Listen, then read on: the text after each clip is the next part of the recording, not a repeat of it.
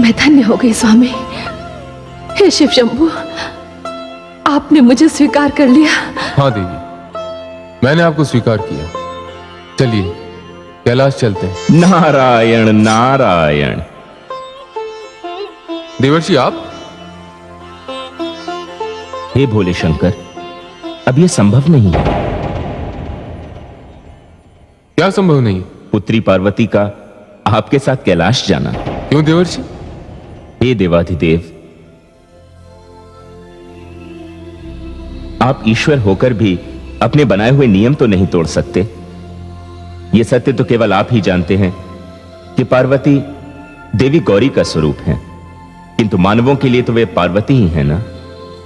आप कैलाश अवश्य जाएंगे, किंतु पुत्री पार्वती के साथ नहीं, अकेले। अकेले?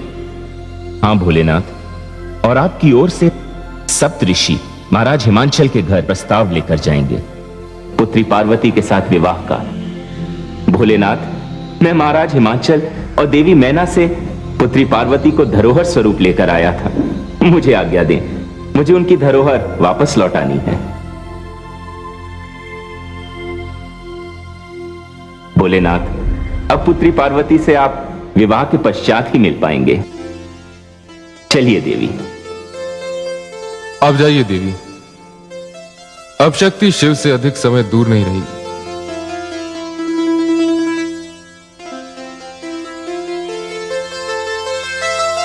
चलिए।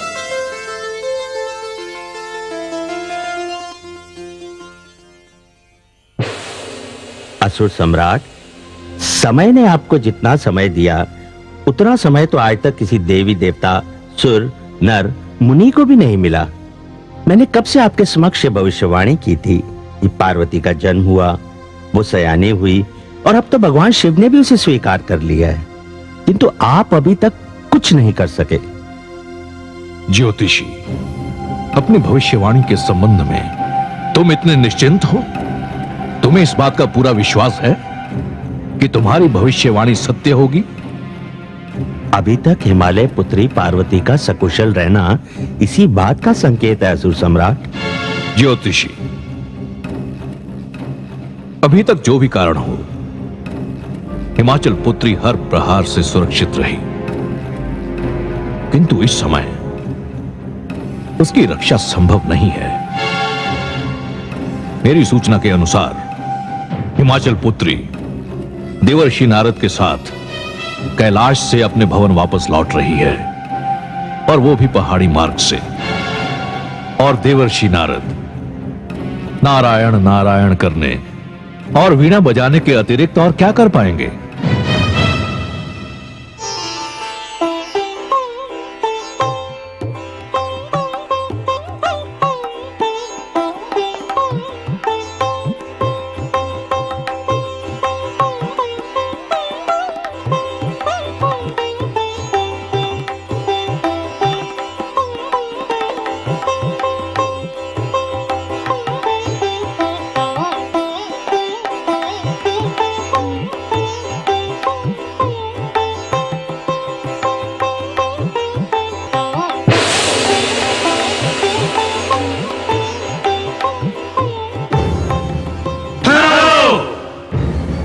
आप दोनों बंदी हैं। हमें आदेश मिला है कि हम आप दोनों को असुर सम्राट तारकासुर के समक्ष प्रस्तुत करें।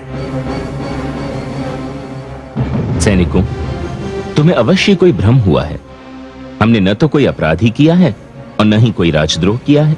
हम भली भांति जानते हैं। आप चुपचाप हमारे साथ चले चलो, अन्यथा विरोध का परिणाम अच्छा नहीं होगा। तुम लोग व्यर्थ में अपनी उद्दंडता का परिचय दे रहे हो। मैं एक स्त्री हूं और ये एक सन्यासी। यदि ये सोचकर तुमने हमारा मार्ग रोकने की धृष्टता की है तो यहां से चले जाओ। चले जाए, अवश्य चले जाएंगे, किंतु तुम दोनों को साथ लेकर। अन्यथा क्या होगा? आकाश धरती पर टूट पड़ेगा, प्रलय आ जाएगी, क्या होगा? अरे तुम देख क्या रहे हो? उठाओ इन दोनों को, ले चलो यहां से। रुक जाओ। परिणाम की भयानकता को तुम लोग नहीं जानते।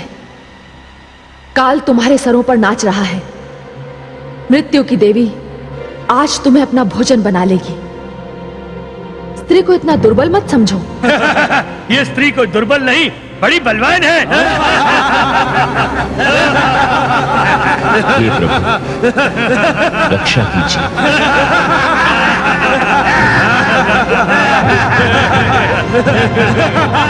ठहरो।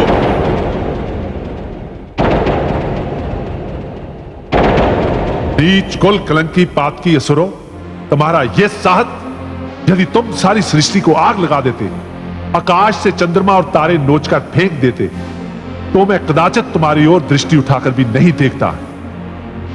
किंतु तुमने मेरी माता का अपमान करने की चेष्टा की है। सारा संसार जानता है कि वीरभद्र माता पार्वती का पुत्र है। यदि अब तुम लोगों को मैं जीवित छोड़ दूं, तो मेरे पुत्र होने पर धिक्कार है।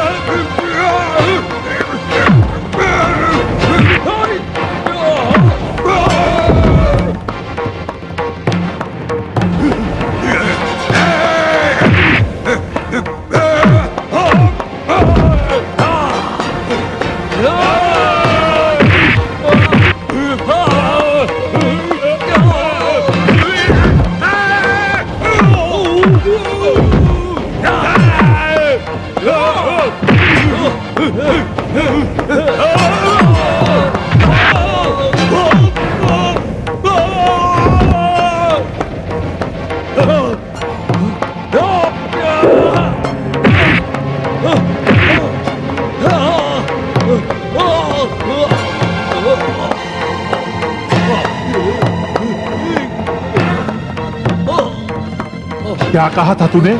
ये बंदी है? तूने मेरी माता को बंदी कहा?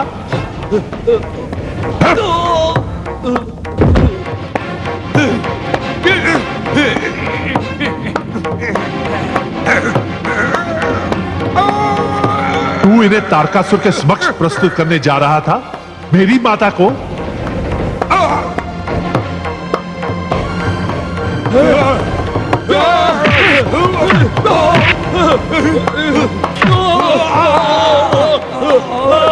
क्या कहा था तुमने? विरोध का परिणाम अच्छा नहीं होगा। तुमने अपना परिणाम नहीं सोचा था?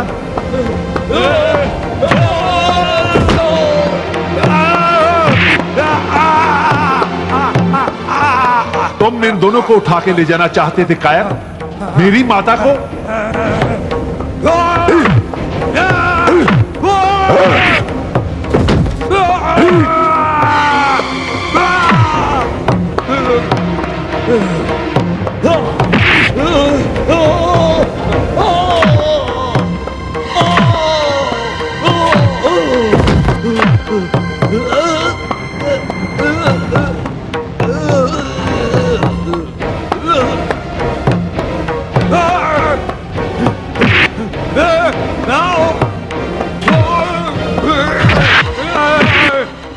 तू बहुत हंस रहा था, अब हंस।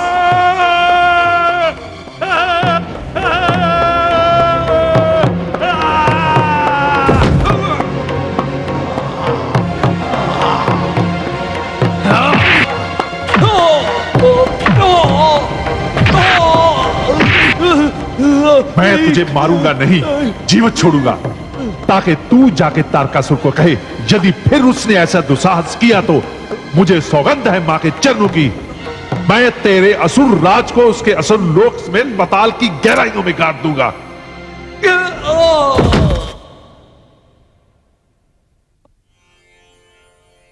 माता, ये तो बहुत बड़ा अन्याय है मेरे प्रति आपका।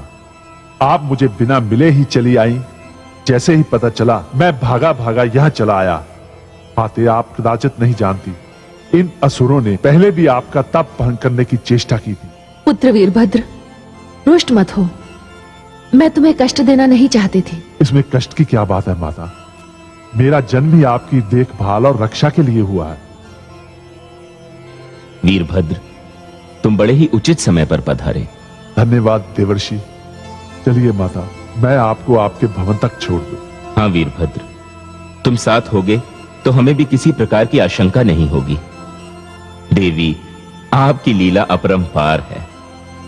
चलिए माता। नारायण नारायण।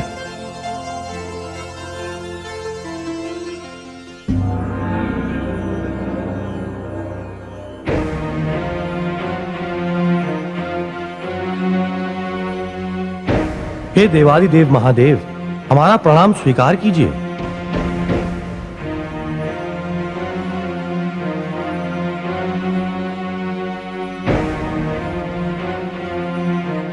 प्रणाम देवगण।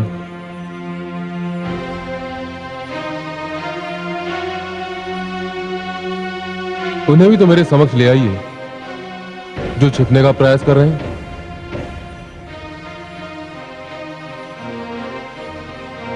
त्राहिमाम देवादिदेव, त्राहिमाम।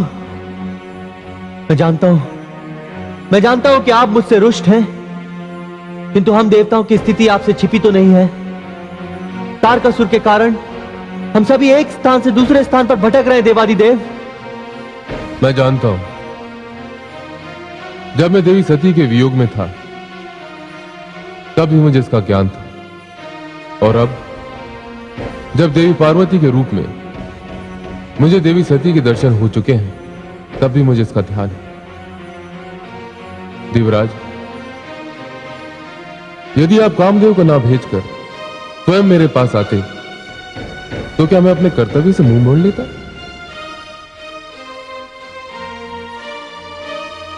देवराज,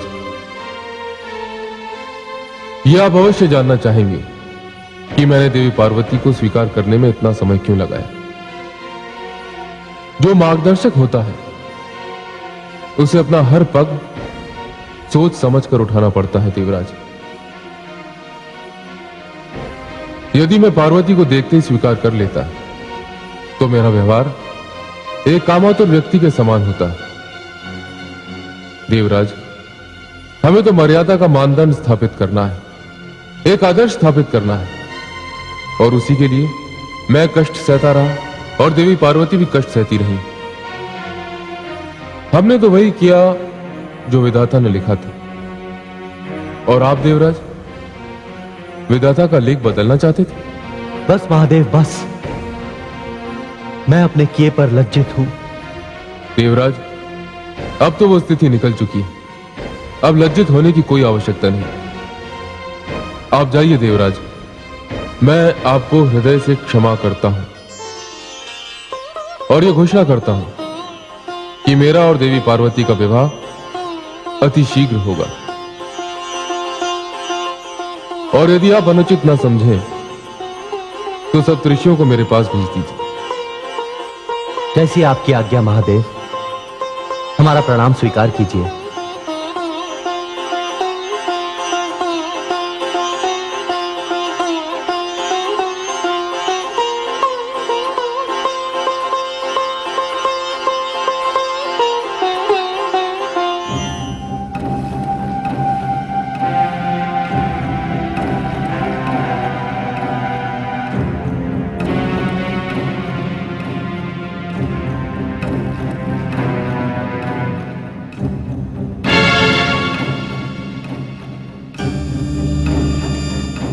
नारायण नारायण।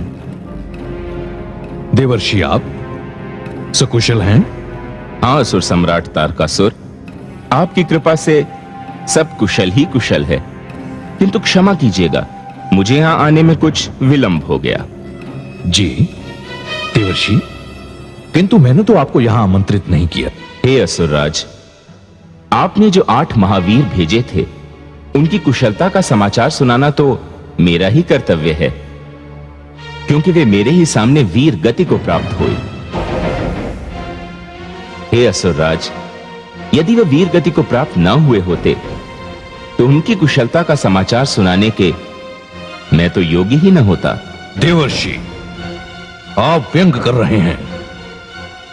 नहीं असुरराज, मैं व्यंग नहीं कर रहा हूं, क्योंकि व्यंग में हास्य का पुट होता है। मैं तो आपको एक सत्य, एक कठोर सत्य बता रहा हूं। हिमाचल पुत्री पार्वती को किसी भी प्रकार का कष्ट देने का विचार अपने मन से निकाल दीजिए, अन्यथा जिस मृत्यु के भय से आप मृत्यु की घड़ी को टालने का प्रयत्न कर रहे हैं, वह घड़ी कहीं समय से पूर्व ही ना आ जाए। देवर्षि, तारकासुर इतना असहाय कभी नहीं हो सकता। मुझे अपनी भुजाओं पर भरोसा है। मैं काल से भी टक्कर लेने का सामर्थ्य रखता हूं। हे असुरराज, क्रोध की जो रेखा मैंने पुत्री पार्वती के नेत्रों में देखी थी, मुझे तो लग रहा था कि वे आपके 8 वीर सैनिकों का संहार कर देगी और यहां भी आके त्राहि त्राहि मचा देगी। ये तो समझिए कि वीरभद्र के कारण बात टल गई। मैं आपको बुद्धिमानी की बात बता रहा हूं असुरराज। ज्ञानी अपने ज्ञान के बल पर अपनी कम से कम आयु को भी संपूर्ण करके आनंद उठाकर इस संसार से जाता है, किंतु आपके जैसा अभिमानी अहंकारी अपनी लंबी आयु को व्यर्थ ही गंवा रहा है। जीवन के इतने सारे वर्ष आपने मृत्यु को टालने के भय में ही निकाल दिए। मैं आपको चेतावनी दे रहा हूं असुरराज कि यदि आपने अब पुत्री पार्वती के साथ ऐसा कोई भी दुस्साहस किया, तो भवानी में इतनी क्षमता है कि वह ब्रह्मा का लिखा लेख भी मिटा सकती है। मुझे आज्ञा दें, मैं जा रहा हूं। नारायण नारायण।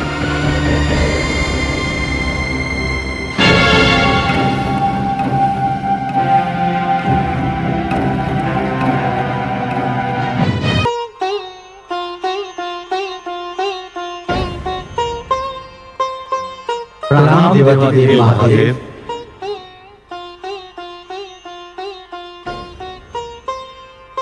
प्रणाम सप्तऋषिगण, आइए पधारिए।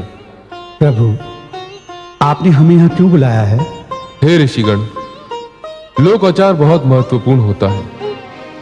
आप कृपया मेरी ओर से हिमाचल राज से मिलें और उनसे निवेदन करें कि वे मुझे अपना जामाता बनाने का सौभाग्य प्राप्त करें। देवाधिदेव, आपने तो माता भगवती को स्वीकार कर लिया है और माता भगवती भी अपनी इच्छा व्यक्त कर चुकी हैं, किंतु लोकाचार तो करना ही पड़ेगा ना। देवी भगवती जितनी जल्दी कैलाश पर आए उतना ही अच्छा है। कैलाश की वह शोभा शीघ्र कैलाश पर आए, यही हमारी कामना है प्रभु। हे सप्तऋषिगण, इस लोकाचार की विधि को पूर्ण करने के लिए आप सप्तऋषियों से अधिक श्रेष्ठ और कौन हो सकता है? शत्रुओं से पराजित देवताओं ने मुझसे संतान की याचना की है, अतः अब मैं आप लोगों से निवेदन करता हूं कि आप हिमाचल राज के पास जाकर मेरे और देवी पार्वती के विवाह का प्रस्ताव रखें। जैसा आपका आदेश प्रभु। अब हम चलते हैं। इस बार आप लोग जो उचित समझें हमारी ओर से भेंट लेते जाइएगा। अवश्य प्रभु।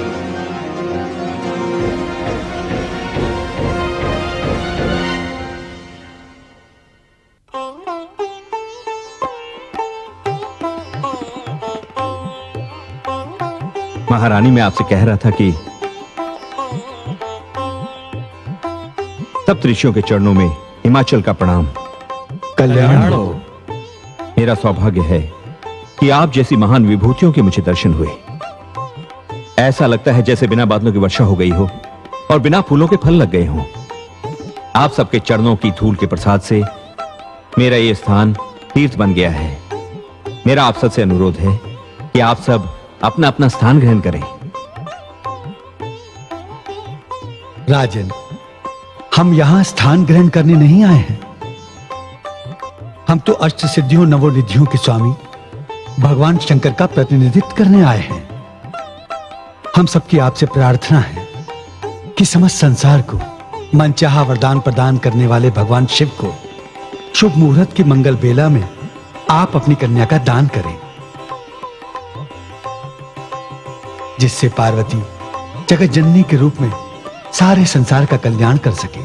हे ऋषिगणों, आपने अभी अभी जो कुछ कहा उससे मुझे अत्यधिक प्रसन्नता हो रही है। मैं बड़ा ही भाग्यशाली हूं। सहसा मुझे इसका विश्वास नहीं हो रहा है। विश्व आत्मा शिव शंकर ने मेरी पुत्री पार्वती की कामना की है और उसी कार्य के लिए आप सब ऋषिगण यहां पधारे हैं। यह सुनकर मुझे ऐसे लग रहा है जैसे मेरा ग्रस्त जीवन सार्थक हो गया हो। इसमें संदेह की आवश्यकता नहीं है गिरिराज। हम सब भगवान शिव की इच्छा से ही यहां आए हैं और आपसे विनती करते हैं कि आप कोई शुभ मुहूर्त देखकर पुत्री पार्वती के वागदान का आयोजन करवाएं। मैं धन्य हो गया ऋषिवर। हमारी पुत्री बड़ी ही भाग्यशालिनी है। पार्वती भगवान शिव का ऐसा वरदान है जिसे पुत्री रूप में पाकर हम धन्य हो गए हैं। किंतु हमें यह ज्ञात नहीं था कि इस वरदान देने वाले को हम जामाता के रूप में पाकर और भी धन्य हो जाएंगे। महारानी तो इतनी प्रसन्न हो गई हैं कि अपनी कोई प्रतिक्रिया ही व्यक्त नहीं कर पा रही हैं।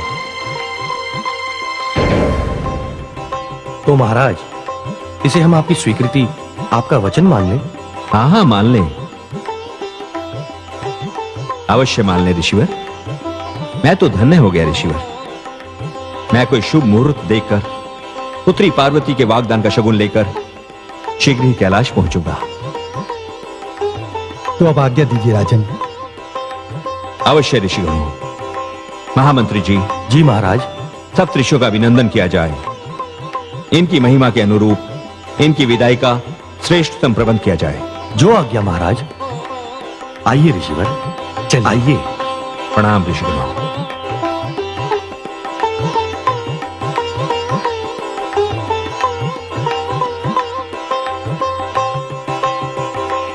कैसी शुभ घड़ी आई है महारानी। मुझे तो विश्वास ही नहीं होता कि हमारे जीवन में ये कैसा पावन अवसर आया है। आपने सत्य कहा महाराज। विश्वास ही नहीं होता कि आप ऐसा अवसर लाने में इतनी शीघ्रता करेंगे। क्या बात है महारानी, आप मेरे इस निर्णय से प्रसन्न नहीं है? सत्य है स्वामी। क्या कहा महारानी? देवादिदेव महादेव विश्व के पूज्य हैं और हमारे आराध्य भी। हमारी पुत्री पार्वती उनकी जीवन संगिनी बनकर कैलाश जाएगी। हमारे जीवन का इससे बड़ा सौभाग्य और क्या हो सकता है महारानी? महाराज, आराध्य होना और बात है तथा जमाता होना और बात, और कन्या का पति होना और बात है महाराज। महारानी।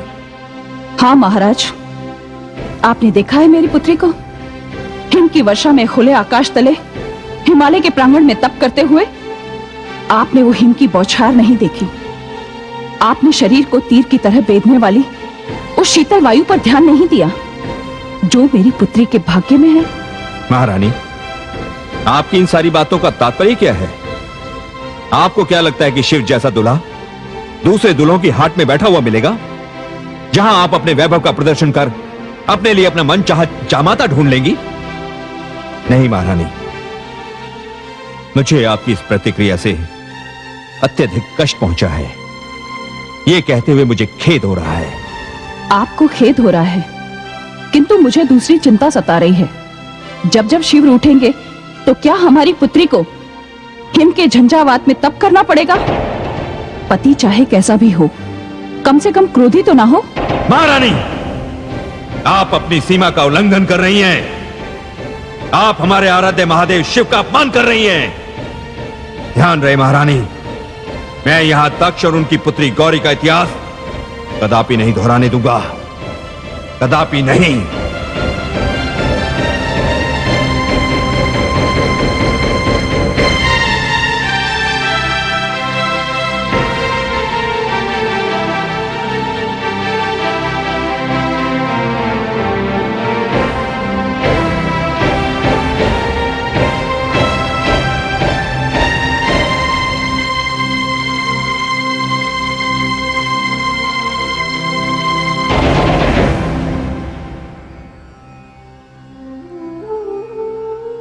आराध्य होना और बात है तथा जमाता होना और बात, और कन्या का पति होना और बात है महाराज।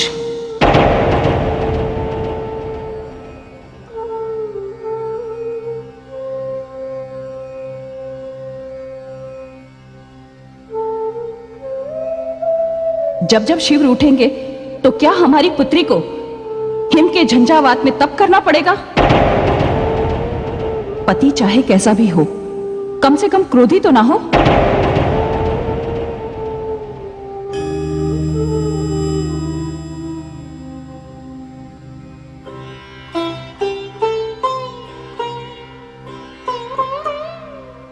नारायण नारायण। प्रणाम देवर्षि। आयुष्मति भव। ये क्या पुत्री, आज इतनी प्रसन्नता का दिन है कि मैं फूला नहीं समा रहा हूं। सप्तऋषिगण भगवान शिव से जाकर मिल चुके हैं और उन्हें समाचार भी दे चुके हैं कि आपके पिताश्री ने उन्हें जामाता बनाना स्वीकार कर लिया है। यह समाचार हम सब के लिए बहुत आनंदपूर्वक है। आपके जन जन की साथ पूर्ण हो गई और आप यहां उदास बैठी हैं। देवर्षि, आप नहीं जानते, इसे आप मेरा भाग्य कहिए या प्रारब्ध, इतिहास अपने आप को एक बार फिर दोहराने जा रहा है। क्या? हाँ देवर्षि, इतनी साधना और इतने कठोर तप के पश्चात क्या फिर से मुझे भगवान देवादिदेव का विरह सहन करना पड़ेगा? अर्थात पूर्व जन्म में जो विरोध पिता श्री दक्ष द्वारा प्रकट किया गया था, इस जन्म में उनका स्थान माताश्री लेने जा रही हैं। नहीं, ये नहीं होगा, ये कदापि नहीं होगा। मैं ऐसा नहीं होने दूंगा पुत्री। देवर्षि, माताश्री ने पिताश्री से यह कह दिया है कि शिव क्रोधी हैं और वे एक क्रोधी व्यक्ति को अपनी पुत्री नहीं दे सकती। नारायण नारायण। यदि भविष्य की डोर स्वयं ईश्वर के हाथों में ना होती तो मानव तो न जाने क्या कर डालता। ईश्वर की सबसे बड़ी कृपा यही है कि हम अपने भविष्य को नहीं जानते। यदि भविष्य के सारे सुख दुख हमें वर्तमान में ही ज्ञात हो जाएं, तो जीना कठिन हो जाएगा। हमारा कर्तव्य है कि हम वर्तमान में जिएं और भविष्य को ईश्वर की इच्छा पर छोड़ दें। यही जीने की कला है। आप चिंता ना करें पुत्री। मुझे लगता है कि महारानी मैना को कोई भ्रम हो गया है। मैं अभी ऋषि वशिष्ठ के आश्रम जाता हूं और उनकी पत्नी अरुंधति से अनुरोध करता हूं कि वे यहां आएं और इस समस्या का समाधान कर दें। आप शांत रहें पुत्री, मुझे आज्ञा दें। प्रणाम देवर्षि। आयुष्मति भव। नारायण नारायण।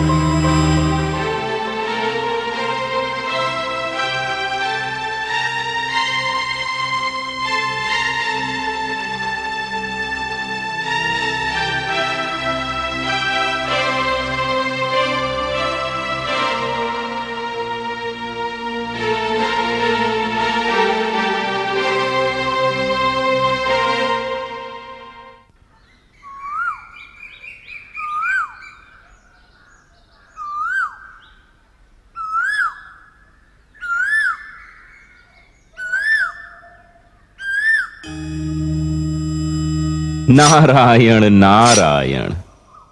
आओ देवर्षि नारद, उचित समय पर आए। मैं अल्पाहार करने ही जा रहा था। आप अल्पाहार करें, मैं तो केवल भाभी श्री देवी अरुंधति के दर्शन करना चाहता हूं। प्रणाम देवर्षि। प्रणाम भाभी श्री। मंगल हो। क्या बात है, बहुत दिनों पश्चात आपके दर्शन हुए। फल ग्रहण कीजिए। नहीं भाभी श्री, जब तक मेरी समस्या का समाधान नहीं हो जाता मैं कुछ भी ग्रहण करने की स्थिति में नहीं हूं। भाभी श्री, मैं आपके पास एक सहायता के लिए आया हूं। मेरी सहायता? भला मुझ जैसी एक साधारण सी स्त्री आपकी क्या सहायता कर सकती है? नारायण नारायण। भाभी श्री, सारा संसार एक आदर्श नारी के रूप में आपकी पूजा करता है। आप स्वयं एक नक्षत्र हैं। आपका स्थान तो इतना ऊंचा है कि धरती के लोग जब विवाह बंधन में बंधते हैं तो वधु को अरुंधति नक्षत्र के दर्शन कराए जाते हैं, और वो इसलिए क्योंकि आप दृढ़ निश्चय, नियम और संयम की मूर्ति हैं। आप एक विदुषी हैं। भाभी श्री, आप देवी मैना का ये भ्रम दूर कर दें ताकि पुत्री पार्वती का भगवान शिव के साथ विवाह संभव। ये क्या कह रहे हैं देवर्षि? हम स्वयं भगवान शिव की ओर से विवाह का प्रस्ताव लेकर गिरिराज के पास गए थे और उन्होंने इसे स्वीकार भी कर लिया था। इसी की सूचना भगवान शिव को देकर हम कल संध्या ही कैलाश से लौटे हैं। हाँ भ्राताश्री, परंतु स्थितियां न जाने कब बदल गईं, पता ही नहीं चला। अब तो महारानी मैना ये हट किए बैठी हैं कि वे भगवान शिव के साथ अपनी कन्या का विवाह नहीं होने देंगी। ये कैसे संभव है? एक बार वचन देकर लौटाया नहीं जा सकता? मैं आपके साथ चलती हूँ देवर्षि। मैं आपके पास यही आशा लेकर आया था। महारानी मीना सचमुच मेरा सम्मान करती हैं या नहीं, आज इसका पता भी चल जाएगा। नारायण नारायण।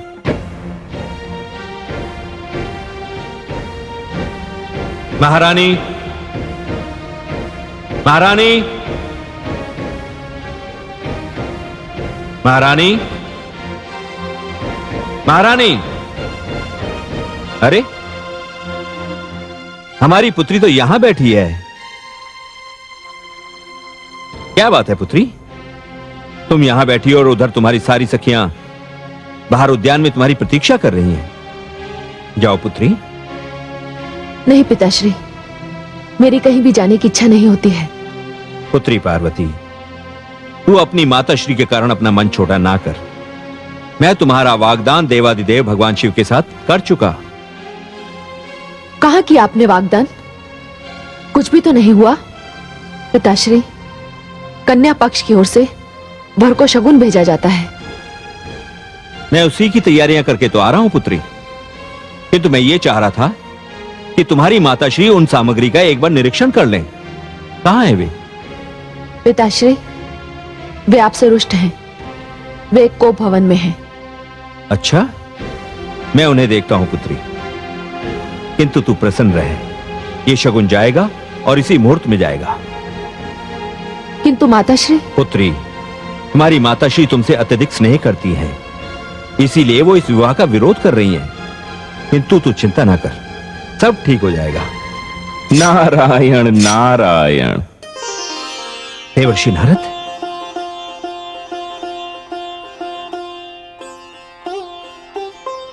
प्रणाम देवर्षि। अरे, परम पुनीता मातृ स्वरूपा देवी अरुंधति भी पधारी हैं। मेरा स्थान तो पवित्र हो गया, मैं धन्य हो गया। प्रणाम स्वीकार करें देवी। प्रणाम। मेरे प्रति आपकी सम्मान भावना के लिए मैं आपकी आभारी हूँ गिरिराज। मैं देवी मीना से मिलने आई हूँ। किंतु वे तो कोप भवन में है। जी? यदि आप अनुमति दें तो मैं उनसे वहीं मिल लूं। कदाचित उन्हें कोप भवन से बाहर लाने में मैं सफल हो जाऊं। आपको अनुमति की क्या आवश्यकता है? महारानी आपको भली भांति जानती हैं। यह आपका मुझ पर बहुत बड़ा अनुग्रह होगा। पुत्री पार्वती, देवी अरुंधति को कोप भवन ले जाओ। जी आइए। नहीं पुत्री, तुम कष्ट मत करो, मैं स्वयं वहां चली जाऊंगी।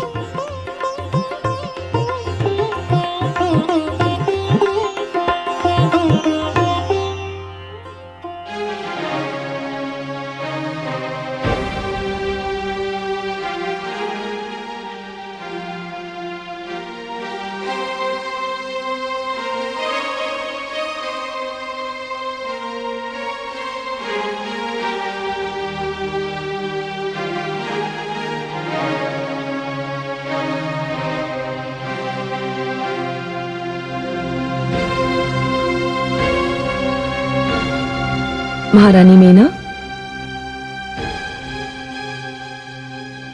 गुरुपति, आप गृहिणियों में ये कोप भवन की परंपरा बहुत अच्छी है। बिना कुछ कहे लोगों को स्वयं पता चल जाता है कि गृह स्वामिनी रुष्ट हैं। प्रणाम गुरुपत्नी। प्रणाम। देवी अरुंधति, मैं आपका इस कोप भवन में कैसे स्वागत करूं? बस केवल आपकी थोड़ी सी मुस्कान इस कोप भवन को आनंद में बदल देगी।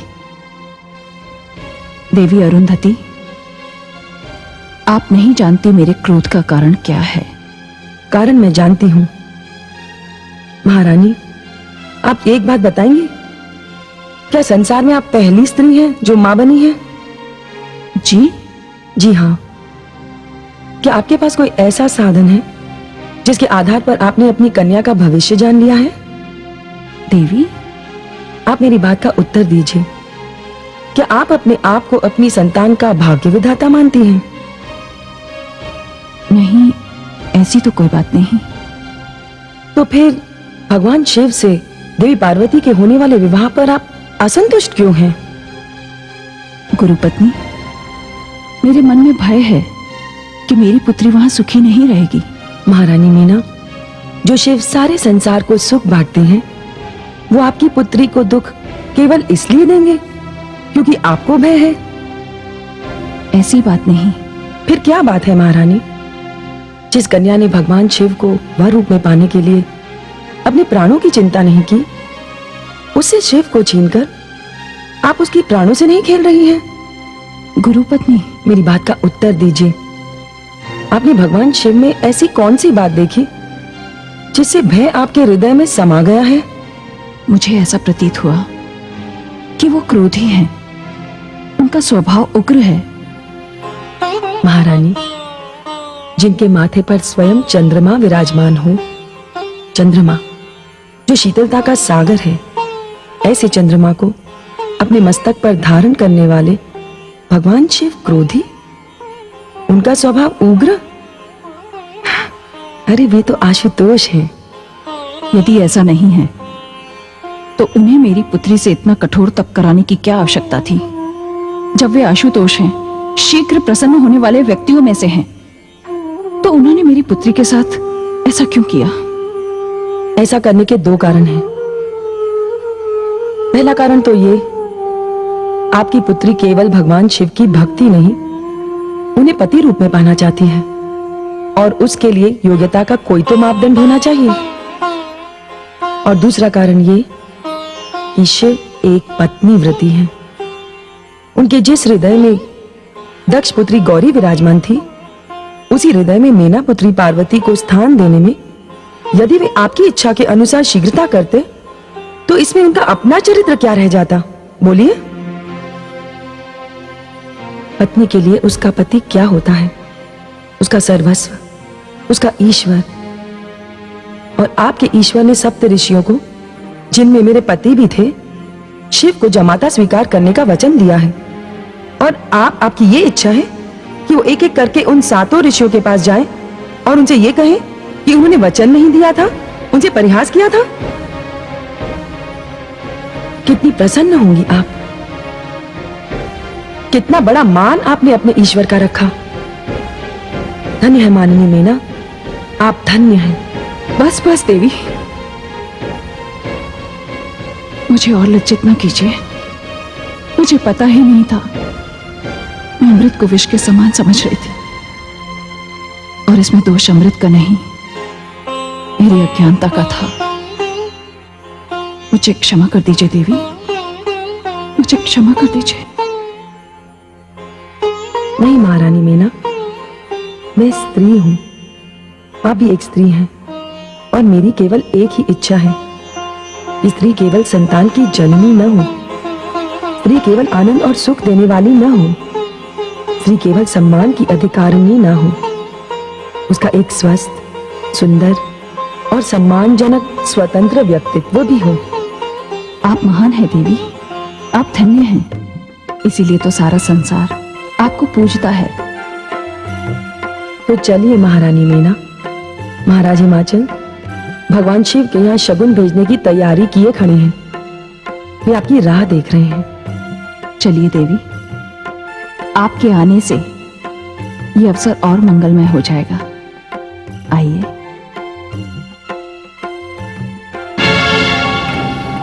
ऋषि पत्नी अरुंधति की सीख से हिमाचल पत्नी मैना बदल जाए, संभव है। सूर्य अपने रथ का मार्ग बदल दे, संभव है। संसार की पतिव्रता स्त्री अपने पति की विरोधी हो जाए, यह भी संभव है। किंतु असुरराज तारकासुर पार्वती और शिव का विवाह होने दे, यह असंभव है, असंभव है।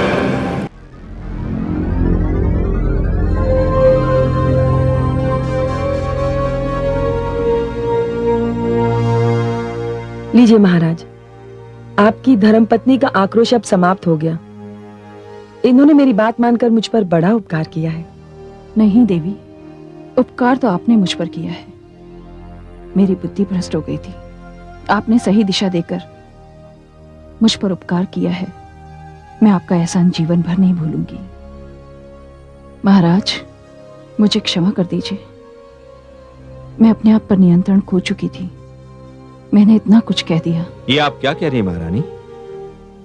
मैं तो इतना ही कहूंगा कि आपने जो कुछ भी कहा वो सब पुत्री मोह के कारण कहा। पुत्री, मैं तुम्हारे साथ बहुत बड़ा अन्याय करने जा रही थी।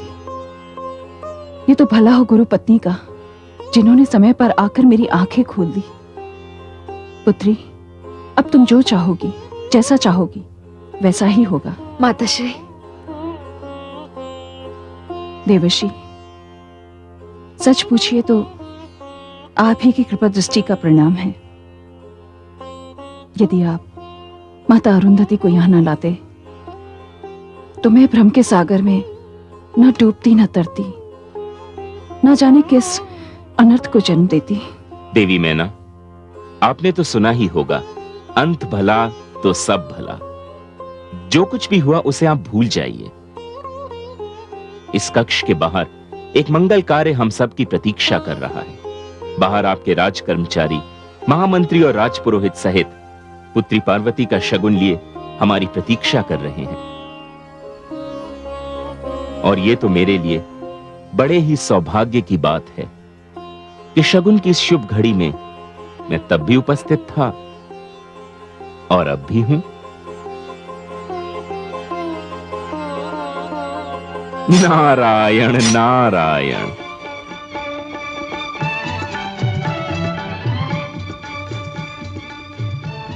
ये देखो, ये भी देखो। पुत्री पार्वती, कुछ कमी रह गई हो तो बता दे। इस शुभ विवाह के पावन अवसर का ये पहला चरण है।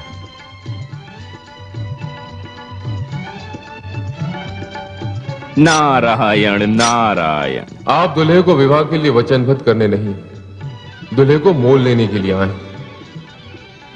मुझे सब कुछ नहीं चाहिए, ऐसी परंपरा तो होनी भी नहीं चाहिए। दुल्हे के लिए दुल्हन से बढ़कर कोई उपहार नहीं होता। स्वीकार होगा, स्वीकार होगा पुत्री। जिस विनम्रता के साथ महाराज हिमांचल भगवान शिव को ये शगुन भेज रहे हैं, उन्हें स्वीकार होगा। आप चिंता ना करें। पुत्री पार्वती, तुमने कुछ नहीं कहा। पिताश्री, आपने जो सोचा, जो किया वो उत्तम है, सर्वथा उचित है।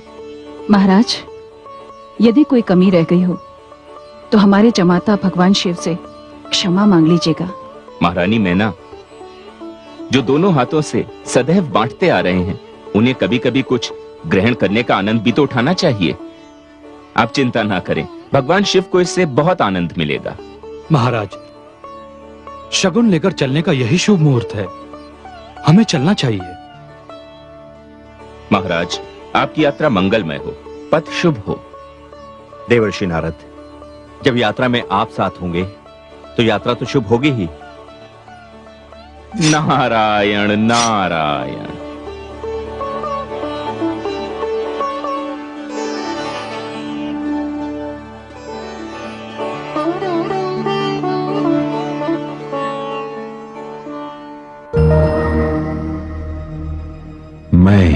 अतीत हूं। पर्वतराज के यहां से भिजवाया गया शगुन भगवान शिव ने स्वीकार कर लिया। देवताओं के गुरु बृहस्पति ने जो विवाह की तिथि निश्चित की, उस तिथि पर भूत भावन भगवान भोले शंकर अपनी चित्र विचित्र बारात लेकर महाराज हिमाचल के घर पहुंचे। उधर तारकासुर को ज्योतिषी आनंद वृत्त थी, उसे उसके अंतिम प्रहार के लिए तैयार कर रहे थे।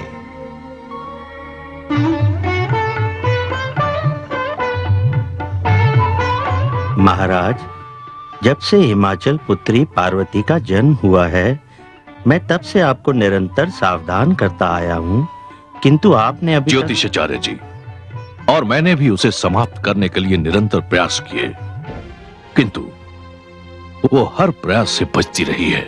पिछली बातों को भूल जाइए महाराज, किंतु इस समय ग्रहों की स्थिति के अनुसार यदि आपने अपने जीवन का अंतिम प्रयास ना किया तो बात आपके हाथ से निकल जाएगी महाराज। कहना क्या चाहते हो ज्योतिषाचार्य? स्पष्ट शब्दों में कहो। तो सुनिए महाराज, आज भगवान शिव और पार्वती की भांवर पड़ने वाली है।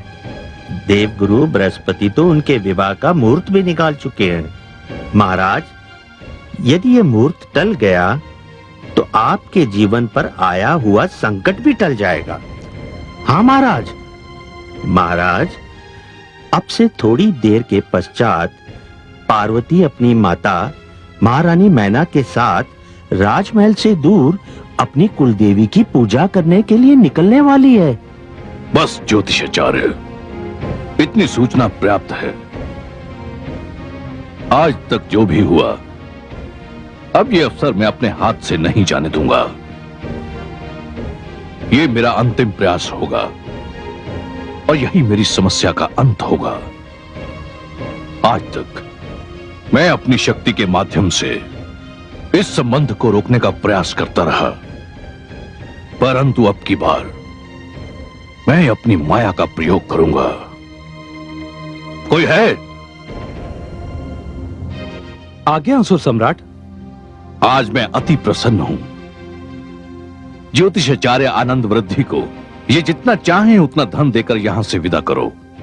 हमारा यह संदेश महामंत्री को दे दो। जो आज्ञा असुर सम्राट। जाइए ज्योतिषाचार्य जी। धन्यवाद महाराज।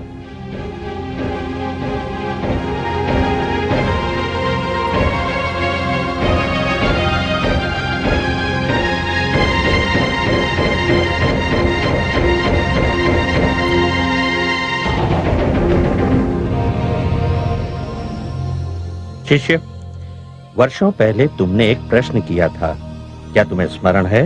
हाँ गुरुदेव, मुझे स्मरण है, किंतु उसका उत्तर मुझे आज तक नहीं मिला।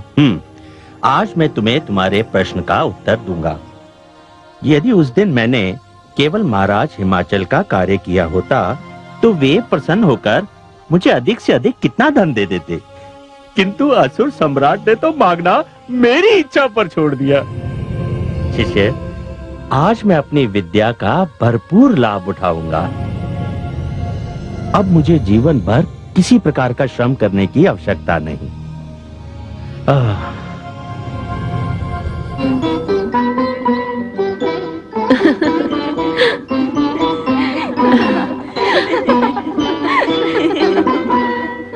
प्रणाम राजकुमारी जी। राजकुमारी जी, महारानी जी आपकी प्रतीक्षा में हैं। आपको कुलदेवी के मंदिर जाना है उनके साथ। जब आप कुलदेवी की पूजा करके लौट आएंगी तभी बारात की द्वार पूजा होगी। तुम चलो, मैं आती हूँ। जी राजकुमारी जी।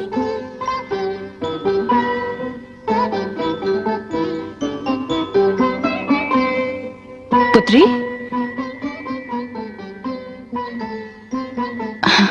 कितनी सुंदर लग रही हो। चलो पुत्री, बहुत देर हो गई है। चलिए माताश्री।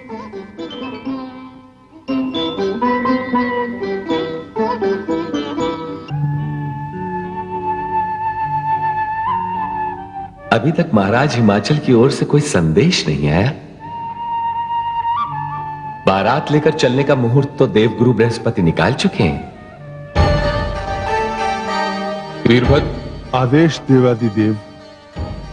जाओ हिमाचल राज से इसकी जानकारी ले आओ। जो आपकी आज्ञा मैं अभी गया और अभी आया। यदि आपकी आज्ञा हो तो मैं माता के दर्शन भी करता हूँ। हाँ हाँ, अवश्य।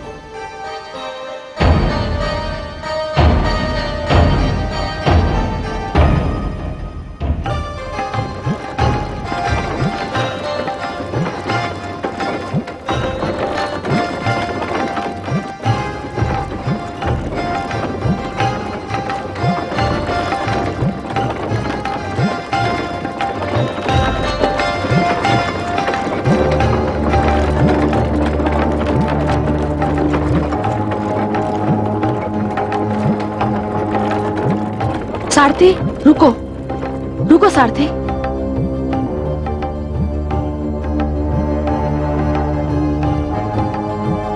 माताश्री, लगता है मार्ग भूल गए।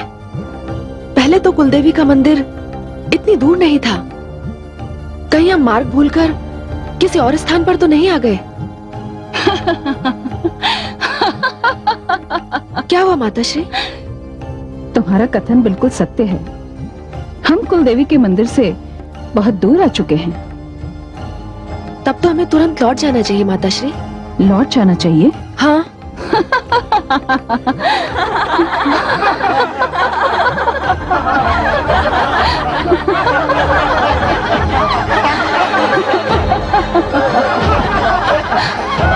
क्या हुआ माताश्री? अब तो लौट के जाने का प्रश्न ही नहीं उठता। माताश्री,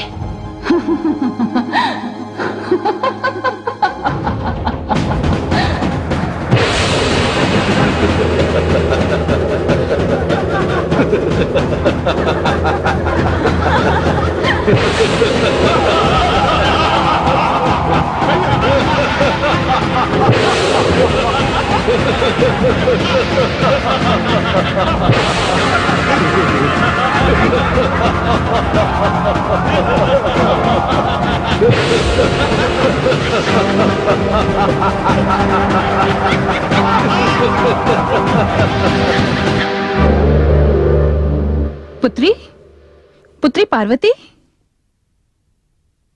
पार्वती कहाँ है? उसे मेरे साथ कुलदेवी के मंदिर जाना था। ये आप क्या कह रहे हैं महारानी जी? राजकुमारी को लेकर आप ही तो कुलदेवी के मंदिर गई थी। मैं?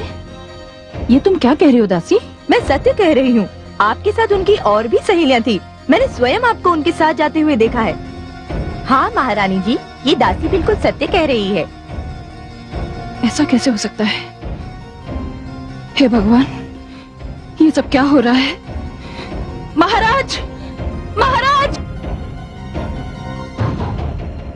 महारानी, क्या बात है महारानी? आप इतनी घबराई हुई क्यों हैं? महाराज, अनर्थ हो गया। पुत्री पार्वती को मेरे साथ कुलदेवी की पूजा के लिए जाना था। मैं अपने कक्ष में प्रतीक्षा कर रही थी, किंतु जब मैं यहाँ आई तो इन्होंने मुझे बताया कि पुत्री पार्वती मेरे ही साथ कुलदेवी की पूजा के लिए गई है। किंतु ये कैसे संभव हो सकता है महारानी? महाराज, ये रहस्य मेरी समझ में नहीं आ रहा। मुझे बहुत भय लग रहा है महाराज। महारानी, ये तो अवश्य ही चिंता की बात है। निश्चित समय पर हमें बारात का स्वागत करना है, और यदि ये मुहूर्त टल गया तो फिर दूसरा मुहूर्त भी नहीं है। फिर तो ये विवाह टल जाएगा महारानी। बारात द्वार पर खड़ी है महारानी, चारों ओर जग हंसाई होगी। इससे बड़ा अपमान हमारा और क्या हो सकता है महारानी? महामंत्री, सेनापति। आज्ञा महाराज। सेनापति, अपने सैनिकों को आदेश दो कि वो पुत्री पार्वती को महल के बाहर ढूंढे और नगर का कोना कोना छान मारे। जी महाराज। नहीं महाराज, यदि आपने ऐसा किया तो जनवासी में ठहरे हुए बारातियों तक ये सूचना पहुंच जाएगी और इस सूचना को उन पर प्रतिकूल प्रभाव पड़ेगा। तो फिर मैं क्या करूं महारानी? हाथ पर हाथ धरे बैठा रहूं? नहीं महाराज, आपको कुछ भी करने की आवश्यकता नहीं है। जो भी आवश्यक होगा वो मैं करूंगा। वीरभद्र, आप? जी महाराज, आप चिंता न करें महाराज। इस परिवार का सम्मान मेरा अपना सम्मान है। मेरी माता पर कोई संकट आ ही नहीं सकता। जिनका पानी ग्रहण भगवान शिव के साथ हो रहा है, उन्हें कोई कैसे संकट में डाल सकता है? महाराज, मैं जानता हूं कि ये असुर राज तारकासुर की दुष्टा है। आप जनवासे में किसी को भेजकर ये संदेशा भिजवा दीजिए कि हम बरातियों के स्वागत के लिए प्रस्तुत हैं। किंतु वीरभद्र, पुत्री पार्वती। महाराज, मैं आपको वचन देता हूं, बरातियों के आगमन से पहले माता यहां पहुंच जाएंगी।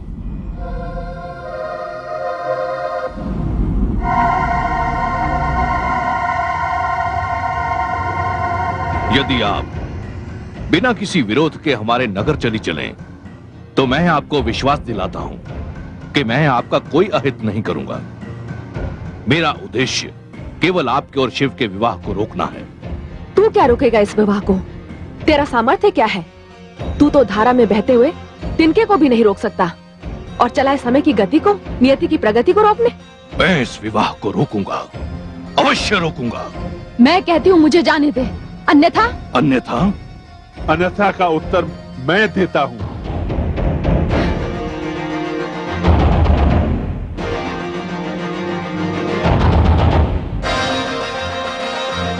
पुत्र। पापी नराधम, तू अपने आप को असुरों का राजा समझता है और मेरी माता पर मायावी शक्तियों का प्रयोग करना चाहता है। कौन हो तुम? मेरा परिचय तेरे 2 बार भेजे हुए सैनिकों से तुझे मिल चुका होगा। अंतिम बार तूने 8 सैनिक भेजे थे, 7 को मैंने मार गिराया, 1 को मैंने जीवित छोड़ दिया ताकि वो तुझे उन 7 की मृत्यु का समाचार दे। किंतु लगता है कि भय के मारे वो भी तेरे पास नहीं पहुंचा।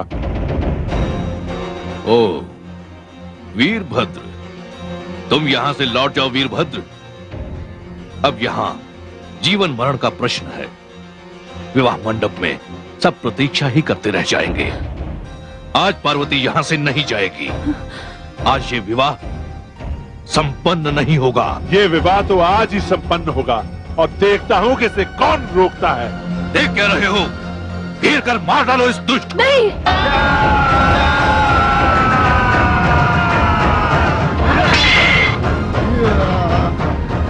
आप चिंता मत कीजिए माता, जिस पुत्र को आपका आशीर्वाद प्राप्त हो उसका कोई कुछ नहीं बिगाड़ सकता। आप पीछे हट जाइए, मैं आपको छूना नहीं चाहता।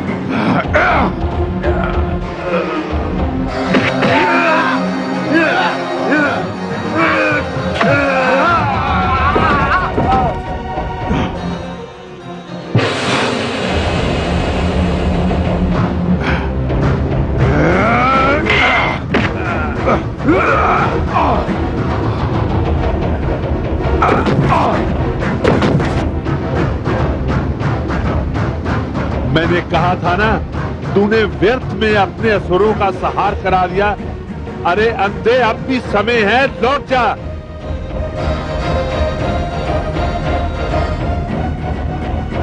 मैं तुझे मारकर ही लौटूंगा वीरभद्र।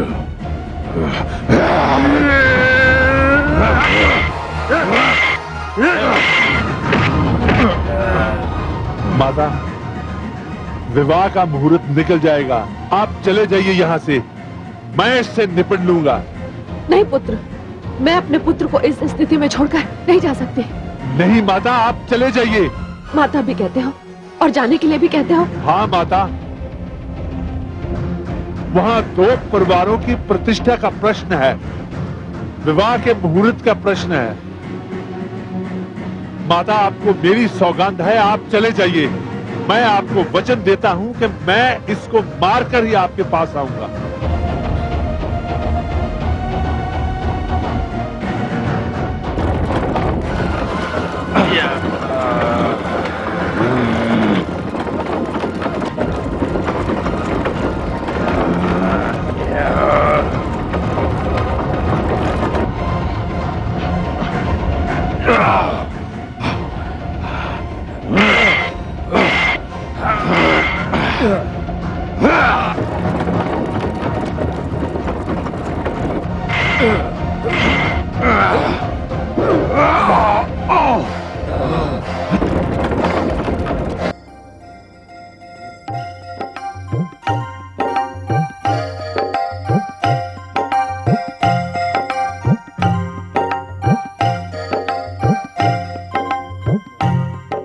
वरमाला की विधि पूर्ण की जाए।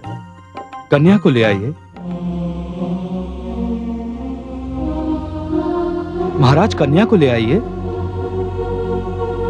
जी, मुहूर्त का समय हो रहा है। जी देवगुरु, जो आ गया।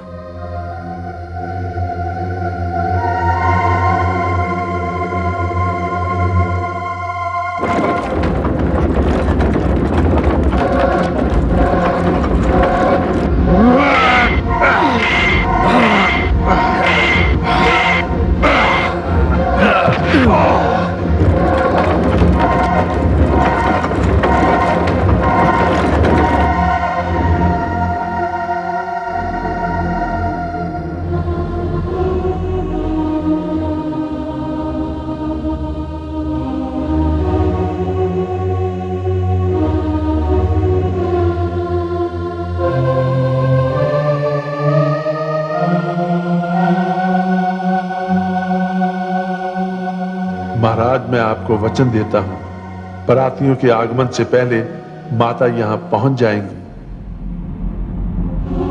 हे देवी परमेश्वरी, मेरी सहायता करना, मेरी सहायता करना।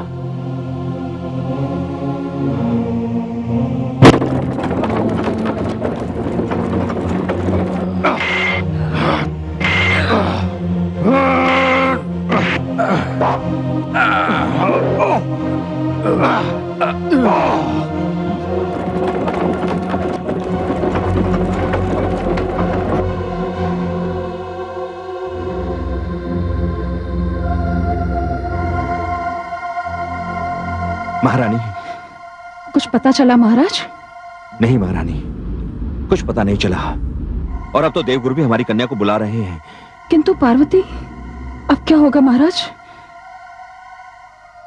कुछ समझ में नहीं आ रहा महारानी, कुछ समझ में नहीं आ रहा है। अब मैं क्या करूं?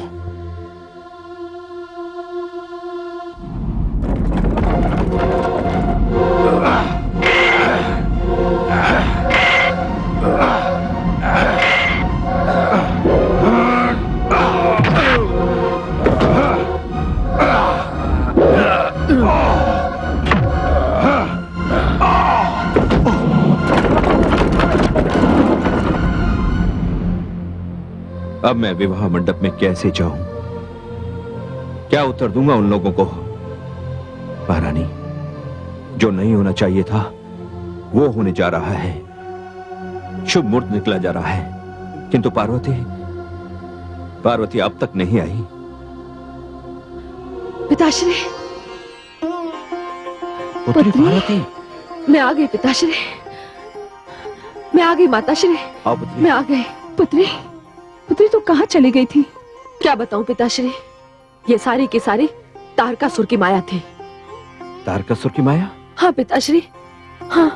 चलो पुत्री, जो हुआ सो हुआ। देवी परमेश्वरी की कृपा से हमारी पुत्री सकुशल घर लौट आई। शीघ्र चलो पुत्री, देवगुरु हमारी प्रतीक्षा कर रहे हैं। मुहूर्त का समय निकल जाएगा। पुत्री, मुझे दुख है, कुलदेवी की पूजा तो रह ही गई। माताश्री, माता से बढ़कर कुल में और कौन देवी हो सकती है? आप मुझे आशीर्वाद दीजिए, मैं आपके चरण छूती हूँ। अखंड सौभाग्यवती हो, तुम्हारा सुहाग अमर रहे। पुत्री, चलो, जयमाला का समय हो गया। आओ पुत्री।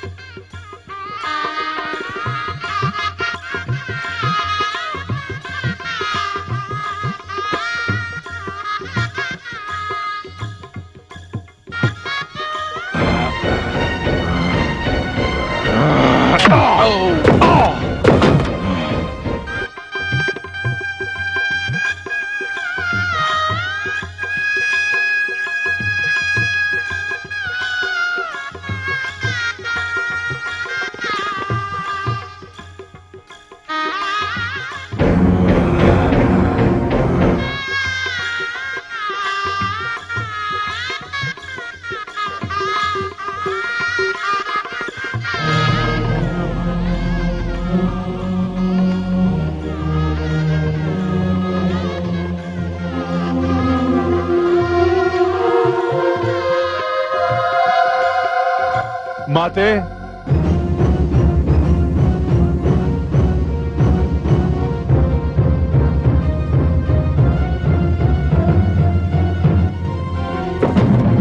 वीरभद्र, पुत्र वीरभद्र, पुत्र वीरभद्र, पुत्र। वो कायर भाग गया माते। ये दृश्य देखने के लिए आंखें कब से तरस रही हैं। पुत्र, आज इन आंखों की प्यास बुझ गई। पुत्र वीरभद्र, तूने आज पुत्र का धर्म निभा दिया। मेरी प्रार्थना है कि तेरे जैसा पुत्र संसार में हर माता को मिले। तू धन्य है पुत्र, तू धन्य है।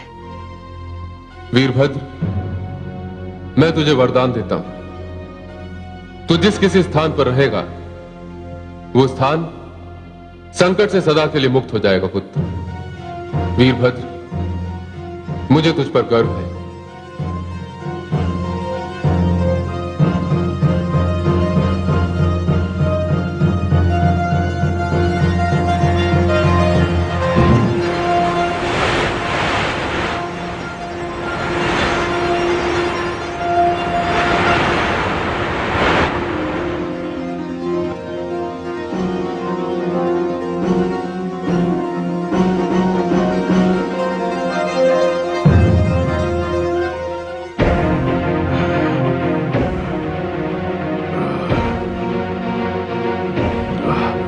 महाराज, महाराज, ये क्या हो गया? आपकी यह अवस्था? नहीं, कोई मेरे निकट नहीं आएगा।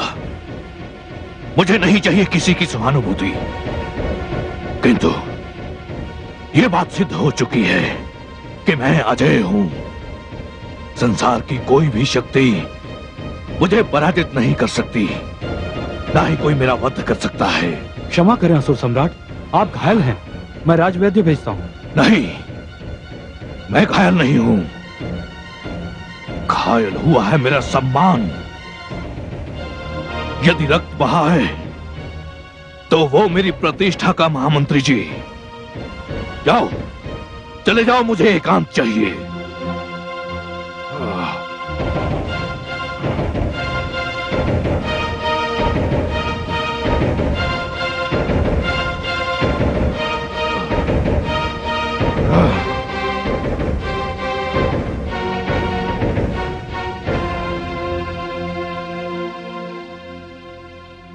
महारानी, आप यहां क्यों चली आई?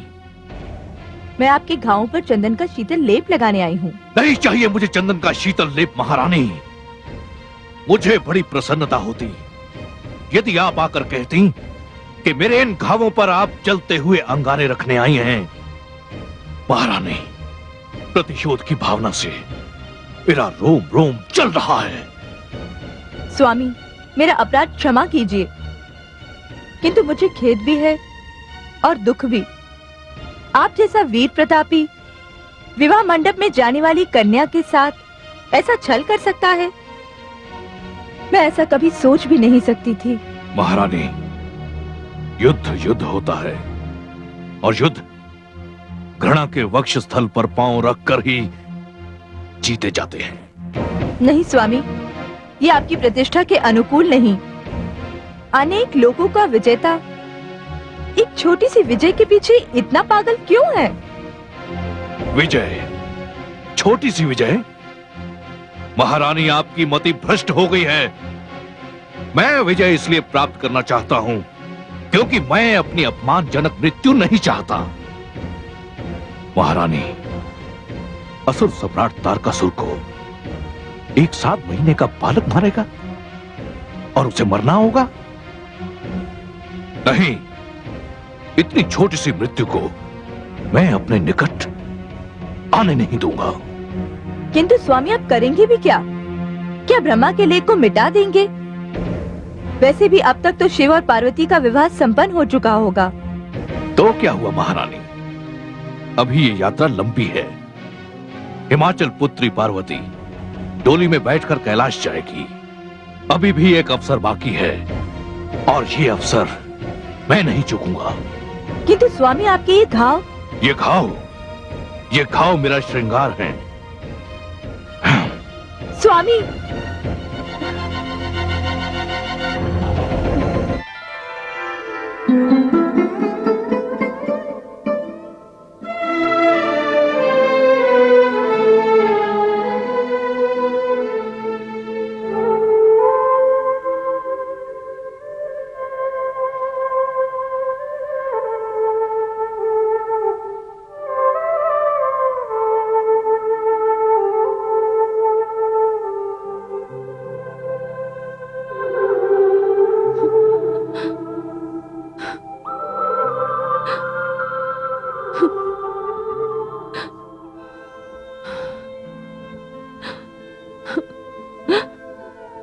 पिताश्री।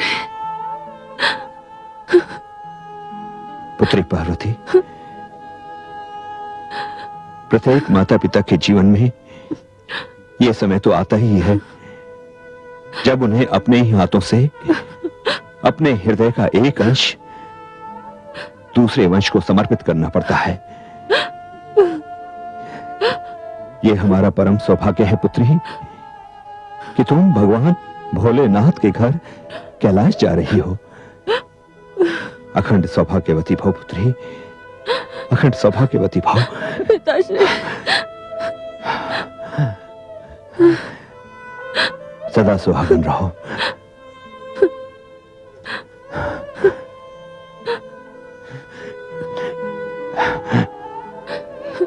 माताश्री, माताश्री।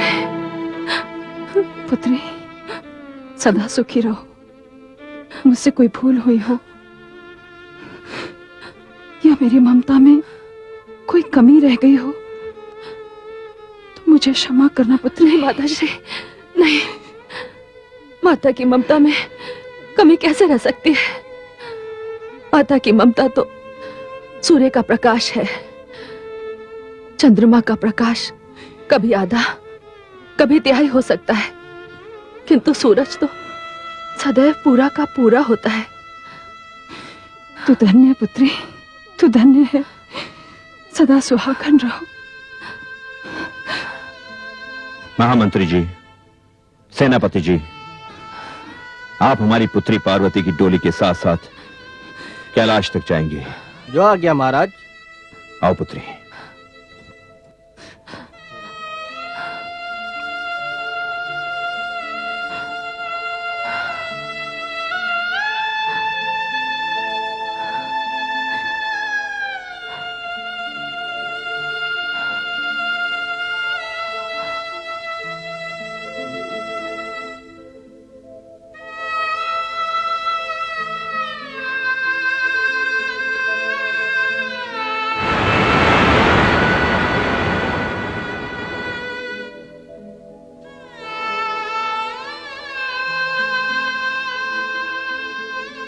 माताश्री, पापियों का उद्धार करना तो मेरा स्वभाव है, वो तो मैं छोड़ नहीं सकती। मेरी यात्रा बड़ी लंबी है, लोक कल्याण ही तो मेरा जीवन है। मैं पार्वती से मिलने जाती हूँ। प्रणाम।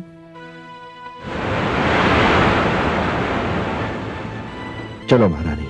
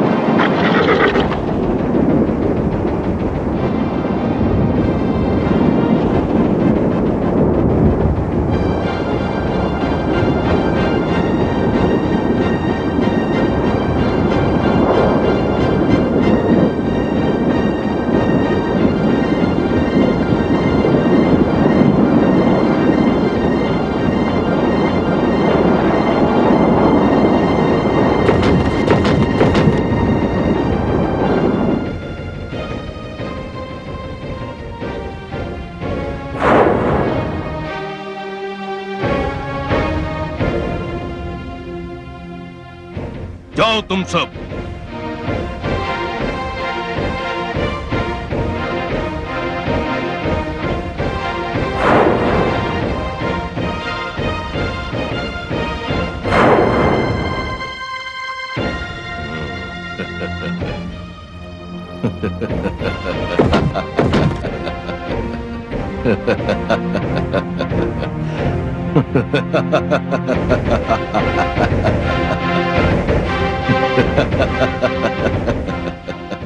भोले शंकर, आप पार्वती की कैलाश पर प्रतीक्षा करते रहिए।